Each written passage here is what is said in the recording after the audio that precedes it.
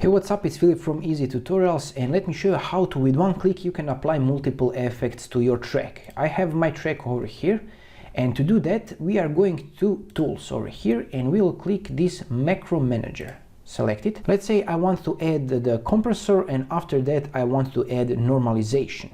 So I click over here, New, and I will click this My Macro. This will be the name. Click OK. Select it on the left side. And on the right side, we will insert our commands. Click Insert, and over here we will find our compressor. Select the compressor. You can see the parameters over here. You can click over here, Edit Parameters, and we will automatically edit our compressor. Hit Apply, and we click OK, and you will see the compressor over here. So let's add another. Let's click Insert, and let's say we want to find normalization. You can select everything and hit N on your keyboard. And you can try to find normalize, hit OK, and you can see that first is normalized, then is compressor. We want first compressor, then normalize. Select the compressor, move up, and you can see compressor, normalize, end. And this is it.